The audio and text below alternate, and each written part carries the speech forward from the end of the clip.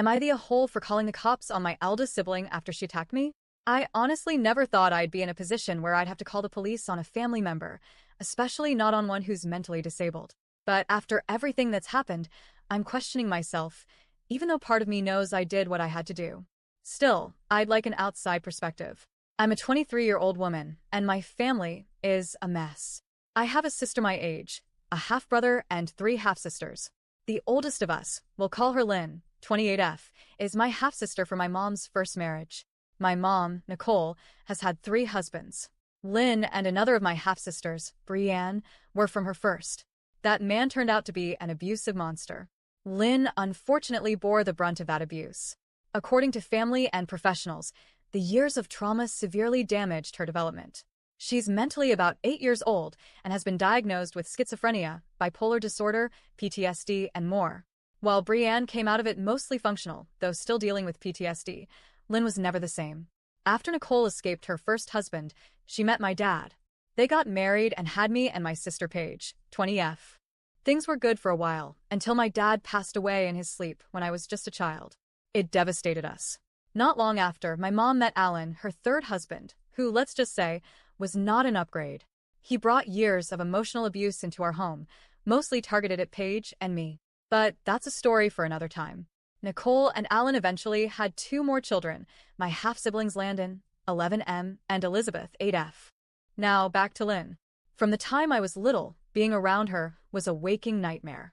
I remember being 5 years old, autistic, quiet, and small, when Lynn tried to suffocate me with a pillow.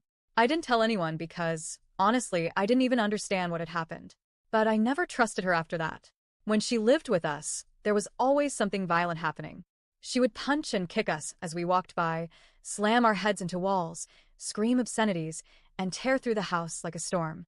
She once kicked me while wearing heels so hard I had to get stitches. She's put holes in the drywall more times than I can count. She even pulled a knife on my mother once. Eventually, after so many 911 calls, CPS issued an ultimatum. Either Nicole gave up custody of Lynn to the state, or she would lose custody of the rest of us kids. Nicole chose us. Lynn was placed under state guardianship, and I truly thought that chapter of my life was over. That was nearly a decade ago. But recently, her caseworker and legal guardian decided Lynn was well enough to have supervised home visits again. At first, it was just a few days here and there. Then, somehow that turned into 2-week stays. I tried to stay out of the way during these visits. I told Nicole and Alan clearly, if Lynn ever put her hands on me again, I'd call the police. No exceptions. I guess they didn't take me seriously. A few weeks ago, we were building an above-ground pool in the backyard. It was scorching hot, 96 degrees Fahrenheit, and I had been hauling heavy wheelbarrows full of concrete sand all afternoon. I asked for help. No one helped. So, I did it myself. After 3 full trips, I sat down on the back porch stairs to take a break and drink some water. That's when Lynn came outside. She started calling me lazy, slinging curse words I won't repeat, and demanding I keep working. I calmly told her I was just taking a short break. That was apparently unacceptable. When I told her to shut up, she snapped. She lunged at me and grabbed my hair, yanking hard and not letting go. I instinctively pulled back, trying to get her off me.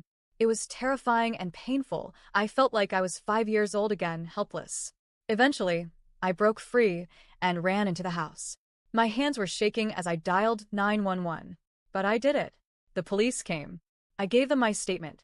They took pictures and documented the damage. Chunks of my hair were ripped out, and my scalp was so sore I couldn't sleep on one side of my head. While I was still speaking to the officer, Nicole and Alan came home early from a marriage counseling session. Alan barged in, furious. Not at Lynn for assaulting me, but at me for not letting it go and making a scene. He was so disruptive that one of the officers yelled at him and escorted him away from me so I could speak freely. They called for backup. Lynn was arrested. As she was being taken away, the officer quietly told me, "You should probably spend the night somewhere else. I have a feeling this house won't be safe for you tonight." He was right. No one spoke to me after the cops left. No yelling, no lectures, just glares. Cold, burning glares. The next morning, Nicole blindsided me. She announced that she'd already spoken to our landlord and had me removed from the lease. I had until 5 p.m. to pack up and leave. I didn't know what to do. I sat in a park for hours in shock, clutching a half-packed duffel bag. Eventually, a concerned mother noticed me crying and flagged down a police officer. He took me to a crisis center, where I stayed for 3 days. No phone, no contact with the outside world. When I finally got my phone back, my inbox was flooded. Dozens of messages from family asking where I was, if I was safe. I learned later that my uncle, on my dad's side, found out what Nicole did and tore into her. The extended family was livid.